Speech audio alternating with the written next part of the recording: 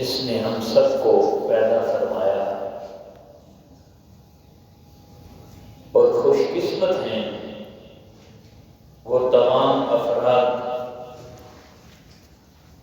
جنہیں رب عظیم نے اسلام کی ارفع و اعلیٰ نعمت سے مالا مال کر دیا۔ ہماری ہدایت رہنمائی کے لیے اپنے پیارے حبیب صلی اللہ علیہ وسلم کے ذریعے ہمیں آخری اور ختمی کتاب قرآن مجید فرقان حمید کے نور سے رہنمائی عطا فرمائے۔ رب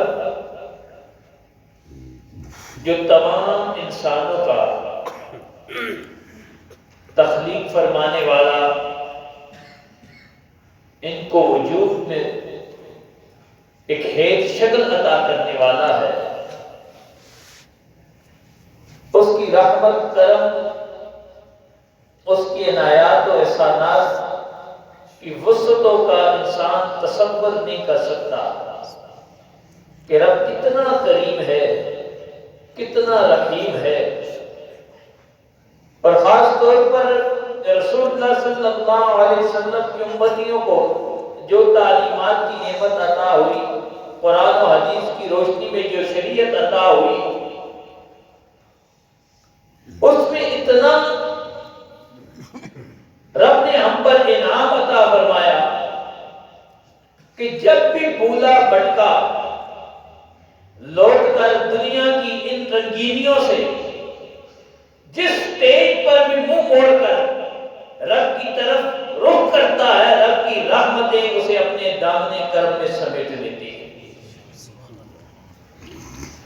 آج جنوری کا یہ پہلا جمعہ ہے۔ ہمارے معاشرے میں ایک عام جسے نیو ایئر کہہ دیا جاتا ہے، نیا سال کہتے ہیں۔ اسلامی لحاظ سے مسلمانوں کا نیا سال تو یکم محرم الحرام سے ہے، لیکن ایک نئے پن کا لوگوں کے ذہن میں جو تصور ہے، یہ نیا تب نیا ہوگا جب ہمارے اندر بھی کوئی نیا پن ہو۔ اور اس کی ایک صورت یہ ہے کہ انسان اپنے گزشتہ گناہوں سے، گزشتہ کوتاہیوں سے، ظاہری شکل تو نہیں ہو سکتی لیکن کردار نیا ہو سکتا ہے۔ اپنے کندھوں پر جو گناہوں کا ہمارا لاتعداد بوجھ ہے، اگر ہم اسے اتار دیں تو پھر ہمارا سال نیا بن سکتا ہے۔ اگر سب کچھ پرانا رہے، وہی گناہوں کا بوجھ اٹھائے رہیں، اسی انداز سے اپنی زندگی کو بسر کرتے رہیں، کوئی جدت نہ آئے، کوئی اس میں نیا پن نہ ہو، تو پھر نیا کچھ نہیں ہے، وہی کا وہی ہے۔ ہاں، اسلام نے یہ ایک پروویژن ہمیں عطا کر رکھی کہ جب بھی کوئی نیا ہونا چاہے تو اللہ کی بارگاہ میں آ جائے، رب سے معافی مانگ لے، گزشتہ گناہوں سے طائب ہو جائے، اللہ تعالیٰ اسے نئی شخصیت عطا فرما دیتا ہے۔ یہ ایک بڑا احسان، بڑی نعمت ہے۔ اور یہ اللہ تعالیٰ فرماتا ہے، لا تقنطوا من رحمت اللہ، کہ میری رحمت سے نا امید نہ ہو۔ جتنے بھی گناہ ہوں ہماری نظروں میں وہ بڑے ہیں، رب تعالیٰ کی رحمت کے سامنے ان کی کوئی حیثیت نہیں ہے،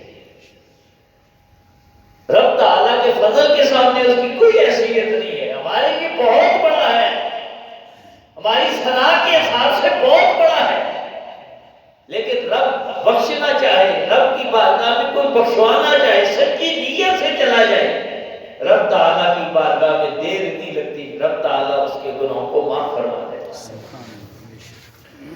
رسول اللہ صلی اللہ علیہ وسلم اسی حوالے سے، ایک مومن کے حوالے سے فرماتے ہیں، حضرت انس رضی اللہ تعالی عنہ سے روایت ہے، فرمایا کل ابن آدم خطاء، ہم گناہگار ہیں، ہم تو ہے بہت خطاکار، لیکن انسان کے ہم جیسوں کے وجود میں ایک یہ چیز ہے کہ ہم سے غلطیاں ہوتی ہیں، لیکن ان غلطیوں والوں میں بھی بہتر کون ہے؟ ہونا تو ہے ہم سے اللہ تعالیٰ کے ایسے بندے بھی ہیں جنہیں اللہ نے محفوظ فرما دیا، ان سے ہوئی بھی کوئی نہیں، لیکن آپ میں اپنے جیسوں کی بات کر رہا ہوں کہ ہم میں پھر بہتر کون سا ہے؟ فرمایا ہے تو ہر آدم کا بیٹا یہ کمزوریاں کرنے والا ہے جو ہم جیسے ہیں، لیکن خیر الخطائین ان میں سے بہترین وہ ہیں جو رب کی بارگاہ میں پھر توبہ کر لیا کرتے ہیں۔ یہ کرنا تو ہے، ہم سے کوتاہیاں ہونی ہیں، لیکن بہتر ہم میں پھر وہی ہوگا جسے یہ اللہ تعالیٰ نعمت دے دے جو اپنی زندگی میں رب کی بارگاہ میں اپنے گناہوں سے توبہ کر لے۔ اور اسی طرح ایک اور حدیث پاک میں کہ رسول اللہ صلی اللہ علیہ وسلم نے فرمایا کہ جنت کے 8 دروازے اور یہ رب تعالیٰ اپنے انبیاء کے امتیوں کے لیے قیامت کے روز انہیں کھولے گا، جس کی جیسے عمل ہوں گے وہ اس کے مطابق جاتا رہے گا، لیکن فرمایا باقی دروازے بند ہیں، لیکن ایک دروازہ ایسا ہے، فرمایا وَبَابٌ مَفْتُوحٌ لِلتَّوْبَةِ حَتَّى تَطْلُعَ الشَّمْسُ، فرمایا ایک دروازہ توبہ کرنے والوں کے لیے ہر وقت کھلا ہے، ہاں قیامت تک کے لیے جو دروازے سے گزرنا چاہتے ہیں گزر سکتے ہیں قیامت تک۔ اور اسی طرح ایک حدیث پاک میں ہے کہ ہر رات رب تعالیٰ کی رحمتیں، دست قدرت، دست رحمت جو ہے وہ کھل جاتا ہے کوئی توبہ کرنے والا، کوئی اس رات کی تنہائی میں کسی کے دل میں احساس پیدا ہو گیا ہو کہ مجھ سے کمزوریاں ہوئیں، کوتاہیاں ہوئیں، آج میں اپنے ان گناہوں سے معافی مانگ لوں، توبہ کر لوں، تو رب تعالیٰ کی رحمت و ہر لمحے اس کو کھلے ہاتھوں سے اپنی بارگاہ میں قبول کرنے کے لیے تیار ہے۔ اب اس پر عمل کرنے والے کتنے ہیں؟ تو خوش قسمت ہے وہ تمام افراد جنہیں یہ موقع مل جاتا ہے وہ بارگاہ الہی میں توبہ کر لیتے ہیں۔ اور نبی اکرم صلی اللہ علیہ وسلم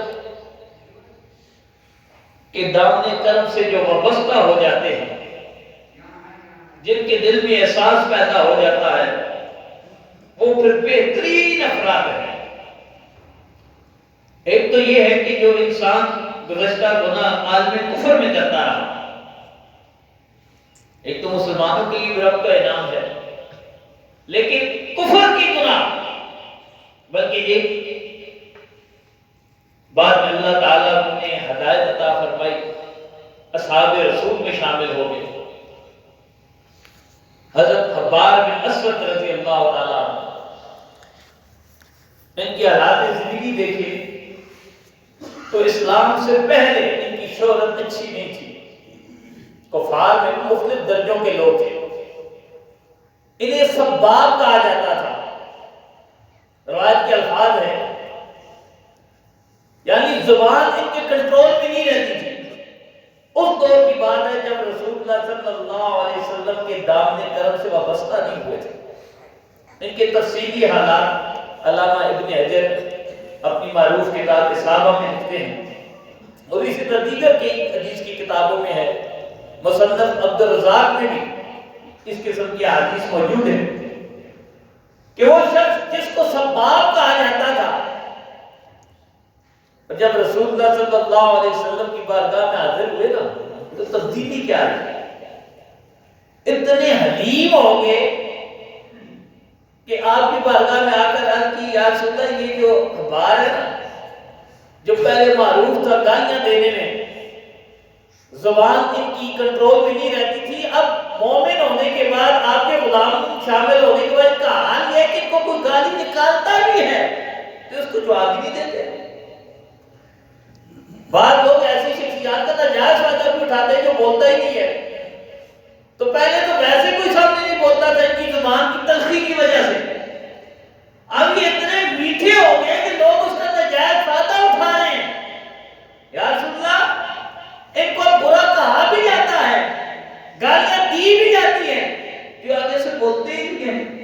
تو رسول اللہ صلی اللہ علیہ وسلم نے پھر اجازت عطا فرمائی, فرمایا اے عباس جو تمہیں برا کہتے ہیں تم جواب دے دیا کرو.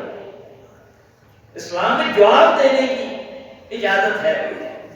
تو یہ میں یہ کرنا چاہتا تھا کہ اتنی تبدیلی, اور ان سے رسول اللہ صلی اللہ علیہ وسلم جب آئے نا اپنے گناہوں پر نادم تھے اور اس انداز سے آ کر بارگاہ مصطفیٰ نے توبہ کی, اس انداز سے معذرت کی, اور ان کے الفاظ کی تاریخی ہیں کہ جو اسلام کے خلاف باتیں کرتے رہے آدمی کو نے کہا یا رسول اللہ اصل اس کے مستحق ہم تھے جو مومنین کے بارے میں کہتا رہا, اسلام کے میں اس کا مستحق تھا آپ نہیں تھے, لیکن اللہ نے مجھے اب سمجھ دے دی ہے, مجھے رہنمائی عطا کر دی ہے.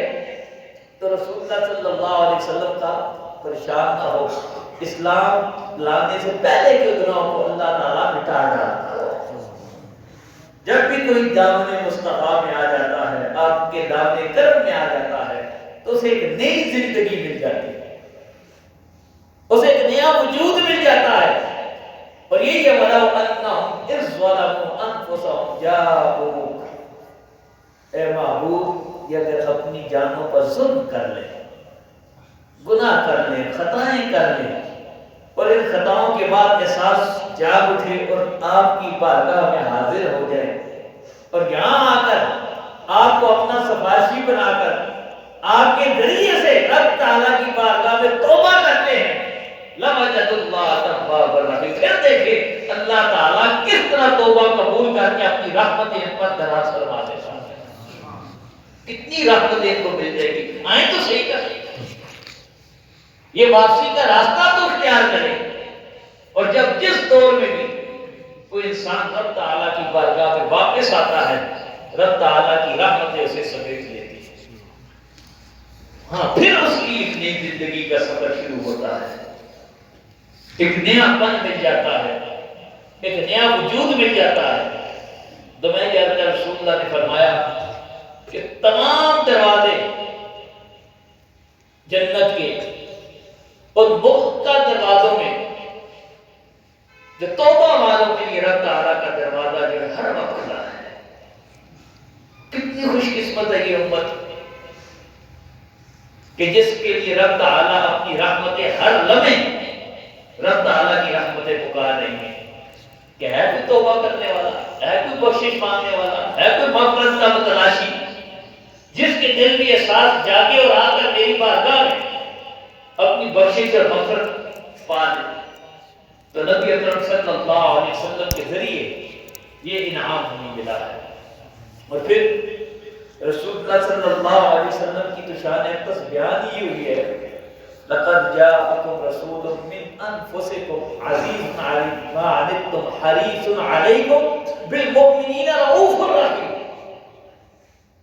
کہ یہ وہ شان والے نبی جن کا ایک ٹائٹل ایک صرف رؤوف الرحیم بھی ہے. آپ رؤوف بھی ہیں, آپ رحیم بھی ہیں, تو ہے کوئی رحم کا متلاشی, ہے کوئی نبی اکرم صلی اللہ علیہ وسلم کی بارگاہ میں اپنی نسبت کو مضبوط کرنے والا کہ کل رسول اللہ صلی اللہ علیہ وسلم کے ان غلاموں میں شامل ہو جائیں جن کے بارے میں رسول اللہ صلی اللہ علیہ وسلم نے خود سفارش کرتی ہے, جن کو لواز فضل جگہ مل جاتی ہے. کتنے خوش قسمت ہیں وہ سارے مومنین کہ اس دن جس دن کوئی سایہ نہیں ہوگا, جس دن کی حدت, جس دن کی تپش بارہ آپ سن چکے, یوم یفر المرء من اخیہ و امی و ابی و صاحبتی و بنی. یہ قیامت کے دن ایسا نفسا نفسی کا عالم بنا ہوگا کہ آج جتنے ہم خون کے رشتوں پر مان کرتے ہیں, ان رشتوں کے لیے ہم سب کچھ کرنے ہوتے ہیں, اس دن بھائی بھائی کو پہچاننے سے انکار کر دے گا. بھائی بھائی سے بات نہیں, بھائی میرے لیے مجھ سے کچھ نہ مانگ لینا. ماں اپنی اولاد کو یہی کہے گی کہ میری طرف نہ دیکھو، میں تمہاری مدد کر دوں گی. وہاں تو ایک ایک کمی جو رہ جائے گی، گناہ کی ایک، تو کسی سے کہیں گے ایک نیکی مجھے دے دے، تیرے پاس بڑی ہوئی ایک دینے پر تیار نہیں ہوگا. جن رشتوں کے لیے ہم سب کچھ کرنے کے لیے تیار ہیں، یہ رشتے بھی اپنے بیگانے بن جائیں گے. کوئی کسی کے لیے کچھ نہیں کرے گا. سب کی نگاہیں جس کی راہ تلاش کر رہی ہوں گی وہ ایک ہی راہ ہے، محمد رسول اللہ صلی اللہ علیہ وسلم. آپ اس نے تمام گناہگاروں خطاکاروں کے لیے سایہ رحمت بن کر سب کی امیدوں کا، سب رب تعالیٰ کی طرف سے سب کے لیے آپ ایک امید بھی بنے گی. اور اس نے رسول اللہ صلی اللہ علیہ وسلم اس انداز سے اپنے غلاموں کے لیے، امتیوں کے لیے، ایمان والوں کے لیے رب تعالیٰ کی بارگاہ میں عرضی پیش کریں گے کہ رب تعالیٰ فرمائے گا یا محمد ارفع راسک، اے محبوب سجدے سے اپنا سر نازنین اٹھا.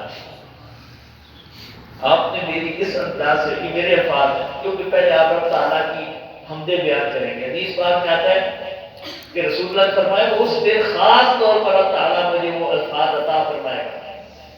حدیث میں الفاظ بھی بیان کیے کہ کن الفاظ سے آپ رب تعالیٰ کی شان و توصیف بیان کریں گے، ثنا بیان کریں گے، ہم بیان کریں گے. لیکن جب وہ کر سکیں گے تو رب تعالیٰ فرمائے گا محبوب سارے اقدس کو اٹھائیں، کل اپنی زبان اقدس سے فرمائیں، جو آپ کہیں گے سنا جائے گا. سر توتا محبوب مانگے نا، آپ مانگے، آپ کے مانگنے پر عطا ہوگا. آپ شفاعت کیجیے. کس کی شفاعت کرنا چاہتے ہیں؟ کون سے وہ گناہگار ہیں جنہیں آپ بخشوانا چاہتے ہیں؟ آپ کی شفاعت قبول ہوگی. کسی محبت والے نے بڑی پیاری بات کہی، صرف اتنا سبب ہے انعقاد بزم معاشر کا کہ ان کی شان محبوبی دکھائی جانے والی ہے. رب تعالیٰ اس دن حقیقت میں سب کے سامنے کھل جائے گا. مومنوں کے سامنے تو چلو زندگی میں دنیا میں کھل چکا ہے، جو نہیں بھی ایمان لائے ان کو بھی قیامت کے دن پتہ چل جائے گا کہ کائنات میں جو حبیب اللہ ہے وہ محمد صلی اللہ علیہ وسلم کی ذات ہے. اللہ کے محبوب بھی یہ ہے. اللہ تعالیٰ کے شانوں والے بڑے اونچے مقام والے جو نبی ہیں وہ رسول اللہ صلی اللہ علیہ وسلم کی ذات ہے. تو جیسے وہ طویل حدیث ہے، بخاری شریف میں بھی ہے، مسلم شریف اور سائے ستہ کی کتابوں میں، میں مختصر عرض کرتا چلوں. تمام انبیاء کے رہنمائی پر، کیونکہ ایک ایک نبی کہتا رہے گا کہ میں اس کام کے لیے نہیں. حضرت آدم کے پاس جائیں گے وہ نیچے والوں کو کہیں گے، نوح کے پاس بھیجا جائے گا، حضرت ابراہیم کے پاس بھیجا جائے گا، حضرت اسماعیل کے پاس بھیجا جائے گا کہ ان کے پاس چلے جاؤ. وہ خلیل اللہ ہیں، وہ نبی اللہ ہیں، وہ روح اللہ ہیں، وہ کلیم اللہ ہیں. ساری کی بڑی، سب کی بڑی شانیں ہیں. سارے رب تعالیٰ کے عظیم انبیاء ہیں، لیکن سارے آگے چلاتے رہیں گے حتیٰ کہ حضرت عیسیٰ علیہ السلام فرمائیں گے جاؤ اگر اس کام کے لیے تمہیں ضرورت ہے تو محمد رسول اللہ صلی اللہ علیہ وسلم کی ہے، ان کے پاس چلے.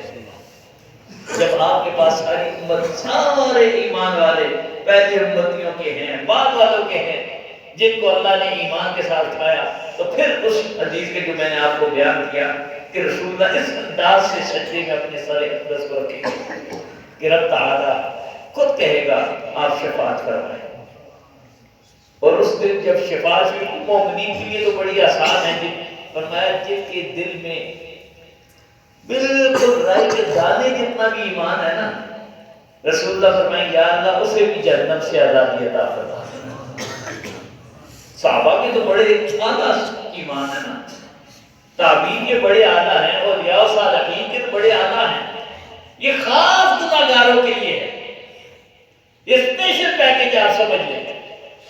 فرمایا جائے گا پھر دوبارہ جب سر اقدس کو رکھیں گے، پہلے شہید کے الفاظ بھی آتے ہیں کہ جو کے دانے کے برابر جس کا ایمان ہے، رائی کے دانے، پھر فرمایا ادنا، اس سے بھی جو کمتر ہو، یعنی جو سب سے رائی کے دانے جتنے ذرات اولاد چھوٹے کرتے جائے، اتنا ترین ذرہ اس کا جو بنے گا کاٹ کاٹ کر، اتنا بھی جس کے دل میں ایمان ہے یا اللہ اس کو بھی بخشش عطا فرما دے۔ رسول اللہ کی بخشش فرمائیں گے۔ پھر دیکھیں گے کچھ گناہگار پھر بھی رہ گئے جو اس کیٹیگری میں پورے نہیں آ رہے، نہ کامل ایمان ہے، نہ جو کے دانے کے برابر ہے، نہ رائی کے دانے کے برابر ہے، نہ اس سے بھی کم تر ہے، اس سے بھی معلوم ہو چکے ہیں۔ پھر رسول اللہ صلی اللہ علیہ وسلم کہیں گے یا رب اذن لی من قال لا الہ الا اللہ، اے اللہ اب مجھے اجازت دے جس نے زندگی میں کلمہ پڑھ لیا تھا، اپنی زبان سے تجھ پر ایمان لیا تھا، لا الہ الا اللہ محمد رسول اللہ زبان سے ادا کر دیا تھا، اسی پر اس کا خاتمہ ہو گیا تھا، ایمان سے پھرا نہیں تھا، عمل نہیں کر سکا جو مقبول ہوتے ایمان کے اعلیٰ درجوں پر پہنچتا، وہ اس کے پاس نہیں ہے۔ یا اللہ اب مجھے یہ اجازت دے جس نے کلمہ پڑھ لیا ہے میں ان کی شفاعت کر دوں۔ تو رب تعالیٰ فرمایا ہے محبوب مجھے میرے جلال میری کبریائی شانوں کی قسم تجھے اجازت ہے جس نے کلمہ پڑھا ہے اسے تو جنم سے بری فرما۔ فخرج منہا من قال لا الہ الا اللہ، جس نے لا الہ الا اللہ کہہ دیا ہے تیری شان یہ ہے کہ تیری سفارش ایسی ہے کہ اسے بھی تو راضی فرما دے۔ کتنا بڑا انعام ہے سارے مومنین کے لیے۔ لیکن یہ دیکھیں کیا ہمارے دل میں کلمہ موجود ہے؟ صرف الفاظ ہی نہ ہو، کیا ہمارا اس پر یقین بھی ہے؟ ہم کی شک میں تو نہیں ہے، زبان سے تو کہہ دیا ہے۔ کیونکہ ایک بزرگ بڑی اچھی بات کیا کرتے تھے، وہ کہتے تھے عموماً ہم جو مسلمان گھروں میں پیدا ہو گئے نا، ہم موروثی مسلمان ہیں، شعوری کوئی نہیں ہے۔ بہت بڑی بات انہوں نے کی، ہمیں شعور نہیں ہے اسلام کیا ہے۔ بس ماں باپ نے کسی کا نام زید رکھ دیا، کسی کا اسماعیل رکھ دیا، کسی کا جمال رکھ دیا تو ہم مسلمان بن گئے۔ کیا ہمارے اندر وہ احساس ہے کہ اسلام ہے کیا؟ رب تعالیٰ کی توحید کیا ہے؟ رسول اللہ کی نبوت کیا ہے؟ خاتم النبیین کی صفات کیا ہیں؟ شانیں کیا ہیں؟ یہ ایک شعوری مسلمان ہونا۔ کیا ہمارے اندر شعور بھی ہے یا وراثت میں مل گیا ہے؟ تو وراثت میں مل جانا ٹھیک ہے، بہت بڑا انعام ہے کہ ہمیں کوشش نہیں کرنی پڑی، تلاش نہیں کرنا پڑا، ہمیں بنا بنایا مل گیا۔ جیسا اولاد ہوتی ہے نا، جس کو بنا بنایا بزنس مل جائے، اگر اس میں تھوڑا سا شعور جاگ جائے تو اس کو چار چاند لگا دیتا۔ جس کو بنی ہوئی کمپنی مل جائے، بنی ہوئی دکان مل جائے، چلتی دکان مل جائے، اس کو چلانا آسان ہے، اس کی محنت کم ہو جاتی ہے، اسے زیادہ محنت نہیں کرنی پڑتی۔ لیکن اگر شعور نہ ہو تو بنا بنایا بھی تباہ کر دیتا ہے۔ کتنے ایسے بزنس ہیں، ماں باپ کروڑ پتی تھے، اولاد نے سب کچھ تباہ کر دیا، کیوں؟ شعور نہیں پیدا ہوا، سمجھ نہیں سکا کہ یہ ہے کیا۔ تو ہمارے لیے بڑا انعام ہے کہ ہمیں وراثت میں بھی اسلام مل گیا ہے، ہمیں تلاش کرنا نہیں پڑا، ورنہ کیا پتا کس ماحول میں ہوتے ہم بھٹک رہے ہوتے۔ لیکن اب شعور پیدا کرنے کی ضرورت ہے کہ اس وراثت کو ہم سمجھیں کہ اللہ تعالیٰ نے ہمارے اوپر پابندیاں کیا لگائی ہیں، فرائض ہمارے کیا ہیں، واجبات کیا ہیں، ہمارے اوپر حقوق کے لازمہ کیا ہیں۔ تو یہ اگر سمجھ جاتے ہیں تو پھر ہم خوش قسمت ہیں۔ تو صرف موروثی مسلمان نہ بنے، شعوری مسلمان بنے، اور جب شعور جاگ جائے گا تو پھر ہر زندگی کے ہر موڑ پر، ہر رستے پر، ہر جگہ پر ہمیں اسلام رہنمائی عطا کر رہا ہے۔ اسلام کی رہنمائی صرف یہ نہیں ہے کہ نماز تک ہے، اسلام کو وہ مذہب نہیں ہے کہ جیسا باقی مذاہب ہے کہ ٹھیک ہے جی وہ اپنے ماننے والوں کو اپنی عبادت کا طریقہ تو بتاتے ہیں، باقی کچھ نہیں بتاتے۔ نہیں، اسلام ہر چیز میں رہنمائی کرتا ہے، اور ہر چیز جب اسلام کے مطابق ہو تو عبادت بن جاتی ہے۔ ایک یہ عبادت ہے جو مسجد میں آ کر کرتے ہیں، یہ بھی عبادت ہے، افضل عبادت ہے۔ ایک عبادت آپ اپنی دکان پر کر رہے ہیں، ہر شخص عبادت کر رہا ہے، ہر پروفیشن میں عبادت ہے، ہر پروفیشن میں ولایت مل سکتی ہے، اسے اس معیار پر کریں جس معیار پر رسول اللہ نے کرنے کا کہا ہے، تو آپ بنی ہیں۔ اور ولایت کیا ہے؟ رب تعالیٰ اس کے کی اطاعت لازم ہے۔ ایمان کیا ہے کہ اس کو سمجھ لیں کہ رب تعالیٰ نے میرے اوپر، ایک یہ ہے کہ میرا مالک مجھے دیکھ رہا ہے نہیں دیکھ رہا، جو دنیا میں ہمارا باس ہے اس کے لیے کام نہ کریں، رب تعالیٰ کے لیے کہ رب تعالیٰ نے ایک چیز جو میرے ذمے پابندی لگا دی ہے، میں نے کسی سے معاہدہ کر لیا ہے کہ میں ایسے مزدوری کروں گا، اتنے پیسے پہ کروں گا، تم نے اتنی مزدوری دینی ہے۔ اب یہ نہ دیکھیں کہ وہ مالک دیکھ رہا ہے تو پھر تو صحیح اینٹیں لگاؤں گا، وہ مالک دیکھ رہا ہے تو پھر تو پورا تولوں گا، وہ مالک دیکھ رہا ہے تو پھر تو میں اچھا کام کروں، نہیں دیکھ رہا تو پھر جو مرضی کرتا رہوں۔ یہ اسلام نہیں ہے۔ اسلام یہ ہے کہ جب کوئی بات طے کر لی ہے پھر اس کو پورا کرنا ہے، اس کو اس کے معیار پر پھر رکھنا ہے۔ جب یہ چیز کرے گا تو یہی پھر ایک مومن کی، کامل ایمان والے کی نشانیاں ہیں، وہ پھر ایمان سے مالا مال ہے۔ یہ ضروری نہیں ہے کہ ہر شخص ادھر مصلح پر کھڑا ہو تو وہ اسلام پر عمل کر رہا ہے، نہیں، آپ جس زندگی کے جس شعبے سے وابستہ ہیں وہاں آپ اسلام کے مطابق عمل کریں گے تو آپ عبادت کر رہے ہیں۔ آپ محنت کی کما رہے ہیں، محنت سے کھا رہے ہیں تو آپ عبادت کر رہے ہیں۔ آپ اولاد کو لقمہ حلال کھلا رہے ہیں تو آپ وہ لقمہ بھی آپ کے لیے عبادت ہے، خود کھا رہے ہیں وہ ہر لقمہ عبادت ہے، نیکیاں ہی نیکیاں ہیں۔ تو یہ اسلام میں بڑی وسعت ہے۔ اگر ہم صرف اسلام پر عمل کرنا شروع ہو جائے نا تو نہ ہی ہمیں پولیس کی ضرورت ہے، نہ ہمیں سیکیورٹی کی ضرورت ہے، نہ ہمیں کسی قانون سازی کی ضرورت ہے۔ اسلام اتنا براڈ ہمیں ہر چیز میں پابند کر دیتا ہے کہ انسان خود اپنا احتساب کرنا شروع کر دے تو کسی دوسرے کے احتساب کی ضرورت نہیں ہے۔ اور یہ اسلام کی خوبصورتی ہے کہ ہر شخص کو آخری قیامت کے دن قبر میں جو احتساب کا معاملہ ہے اس کی تعلیم دیتا ہے۔ یہاں تو ہم بچ جائیں گے، ہم ہر ایک کو اپنی باتوں میں بھی بہکا لیتے ہیں، اس کے ساتھ دنیاوی معاملات میں اسے گمراہ کر سکتے ہیں، لیکن جب کل قبر میں جائیں گے تو ہر چیز کھل کر سامنے آ جائے گی۔ ہمارے اپنے اعمال جو ہیں یہ ہمارے خلاف گواہی دے رہے ہوں کہ ہم نے کیا کیا ہے، رسول اللہ کی تعلیمات پر عمل کتنا کیا ہے، آقا دو جہاں صلی اللہ علیہ وسلم کے بتائے ہوئے راستے کو کس انداز سے آگے ڈیلیور کیا ہے۔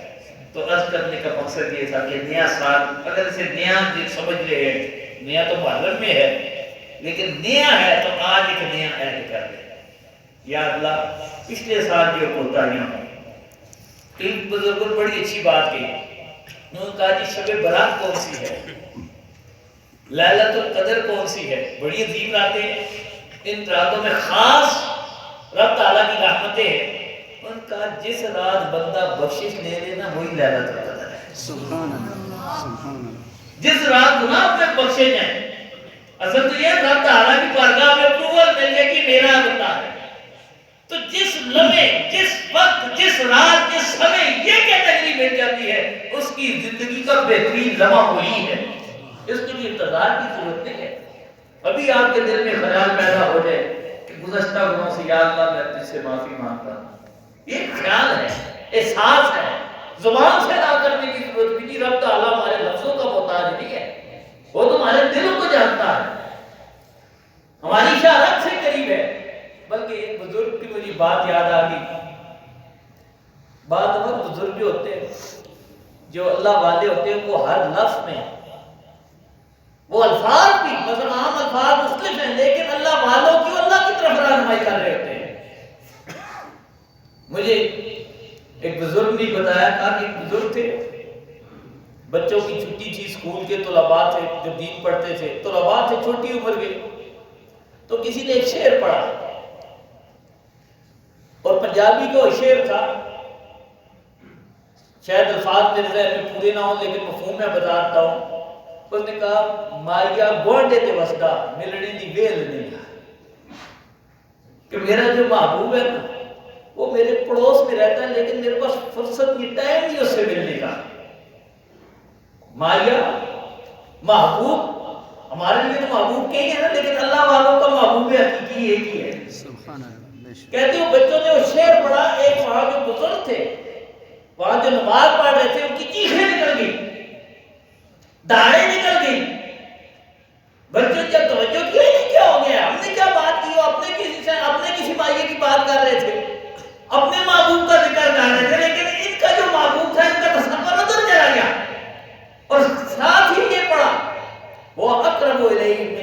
الورید، یہ محبوب جو ہے کہ دور یہ نہیں کہ وہ آسمانوں پہ ہے، شاہ رنگ سے بھی قریب ہے، اتنا قریب تو محبوب ہے، ہمیں اس کی طرف دیکھنے کی فرصت نہیں ہے۔ کسی کا محبوب لاہور میں رہتا ہوگا، کسی کا امریکہ میں رہتا ہوگا، دوریاں ہوتی ہیں، انسان بھول سکتا ہے، جو محبوب شاہ رب سے قریب رہتا ہو اسے انسان بھول جائے تو پھر کتنا معلومیوں والا ہے، کتنا بد نصیب ہے جس کا محبوب شاہ رب سے بھی قریب ہو پھر بھی انسان اس کی طرف توجہ نہ کر سکے تو پھر معلوم ہے۔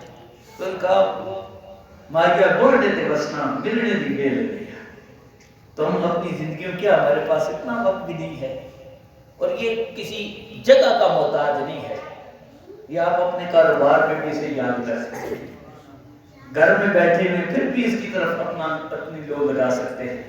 مسجد کی پابندی نہیں ہے، مسجد میں یہ ہے کہ اس کا گھر ہے، رحمتیں زیادہ ہوتی ہے، ماحول اچھا مل جاتا ہے، لیکن یہ لازمی نہیں مسجد میں آئیں گے تو پھر اللہ کو یاد کرنا ہے، گاڑی چلا رہے اللہ اللہ کرتے رہے، کاروبار کر رہے اللہ کو یاد کرتے رہے، اور جتنا اس کو یاد کریں گے آپ کے دل میں اجالے پیدا ہوتے ہیں، کیونکہ انسان جب گناہ کرتا ہے نا تو یہ گناہوں کی جو زنگ ہے یہ دل کو میلا کر دیتے ہیں، ایک گناہ کرتا ہے، دو کرتا ہے تو یہ اس کی سیاہی بڑھتی جاتی ہے، لیکن اللہ تعالیٰ کا ذکر ایسا ہے، اس پہ بخشش مغفرت مانگنے والوں کے لیے انعامات ایسے ہیں کہ جب اس کی طرف آتا ہے تو اللہ اس میلے دل کو اجالے عطا فرما دیتا ہے۔ لا تقنطوا من رحمت اللہ، میری رحمت سے نا امید نہ ہو۔ اگر ایک کسی کی بھی رب تعالیٰ رہنمائی فرما دیتا ہے، ایک کسی کو، اور ایک سب سے اہم بات کہنے لگا کہ ہم اپنے آپ کو پراؤڈ محسوس کرتے ہیں، ہمارے دل میں بڑائی آ جاتی ہے، میں فلاں خاندان سے ہوں، ہمارے خاندان کے رسم و رواج یہ ہیں، حالانکہ ان کی کوئی حیثیت نہیں۔ اگر کسی پر فخر کر سکتے ہیں تو یہ کریں کہ ہم رسول اللہ کے غلاموں میں شامل ہیں، ہم اس نبی کے غلام ہیں جو امام الانبیاء سید الانبیاء ہے۔ باقی سارے انبیاء بھی بڑی عظمتوں والے شانوں والے ہیں، لیکن وہ سارے انبیاء مقتدی ہیں ان کے امام محمد مصطفیٰ سے۔ پر کتنا حسین و چہرہ ہوگا، آج ہم کہتے ہیں یہ میرا آئیڈیل ہے، میرا فیشن وہ ہے جو اس کا ہے، تو ہم وہ فیشن کیوں نہ کریں، ہم وہ طریقہ کیوں نہ اختیار کریں جو اللہ کو بھی پسند ہے، ملائکہ کو بھی پسند ہے، انبیاء کو بھی پسند ہے، صحابہ کو پسند ہے، جو طریقہ محمد صلی اللہ علیہ وسلم کا۔ کتنا حسین چہرہ ہوتا ہوگا نبی اکرم صلی اللہ علیہ وسلم کے غلاموں کا، کتنا حسن ہوگا جو رسول اللہ صلی اللہ علیہ وسلم کا انداز اپناتے ہیں۔ اور یہ بات بتاؤں، یہ جو داڑھی ہے نا، یہ بات یہ سمجھتے ہیں کہ شاید حسن کم ہوتا ہے، کم نہیں ہوتا، یہی اصل حسن ہے۔ آپ کتنے وجیح لگیں گے جب آپ کے دل میں یہ احساس پیدا ہو جائے کہ میں یہ کام رسول اللہ کی رضا کے لیے کر رہا ہوں، اس پر اجر کتنا ملے گا۔ بلکہ ایک بزرگوں کی آخری بات میں عرض کرنے لگا ہوں، انہوں نے کہا میں گھر بنا رہا ہوں، بتائیں روشن دان کھڑکیاں کیسے رکھوں، کس سائز کا رکھوں۔ ان کا گھر بنا رہے ہو نا، اس گھر کو عبادت بنانا چاہتے ہیں، پریشان ہو گئے، میں رہنے کے لیے بنانا ہے کیا؟ رہنے والا گھر بھی عبادت بن سکتا ہے؟ یہ روشن دان کھڑکیاں یہ عبادت بن کہاں بن سکتی ہے؟ اس لیے روشن دان کھڑکیاں رکھو کہ اس روشن دان سے، اس کھڑکی سے جب مسجد میں اللہ کی صدا بلند ہوگی تو اس کے ذریعے آئے اللہ اس پر بھی اجر و ثواب عطا فرمائے۔ میں گھر بنا رہا ہوں، تصور یہ رکھوں کہ اس کے ذریعے مجھے رب تعالیٰ کی طرف بلاوا کی آواز آئے گی، وہ اس نیت سے جو کھڑکی بناؤں گا وہ کھڑکی بھی میرے لیے عبادت بن جائے گی۔ کتنا حسن ہے اس دین میں کہ صرف ایک نیت بدلتی ہے، اللہ تعالیٰ اجر و ثواب کے دروازے کھول دیتا ہے۔ انما الاعمال بالنیات، کہ اعمال کا دارومدار اور ہماری نیتیں درست ہو جائیں، عملوں میں کوتاہیاں بھی ہوں گی، اللہ تعالیٰ رہنمائی فرماتا رہے۔ دعا کرے اللہ ہم سب کو سچے دل سے اپنی بارگاہ میں لو لگانے کی، اس کی طرف متوجہ ہونے کی توفیق عطا فرمائے، ہمارے گزشتہ گناہوں کو معاف فرمائے۔ بے شمار گناہ ہیں، ہم ان کا تصور بھی نہیں کر سکتے، کتنے ایسے گناہ ہیں ہمیں احساس بھی نہیں ہے کہ یہ گناہ ہے، اللہ اللہ تعالیٰ ان تمام گناہوں کو معاف فرماتے ہوئے ہمیں آئندہ کی زندگی میں نبی اکرم صلی اللہ علیہ وسلم کے اطاعت کی توفیق عطا فرمائے۔ وآخر دعوانا الحمدللہ رب العالمین۔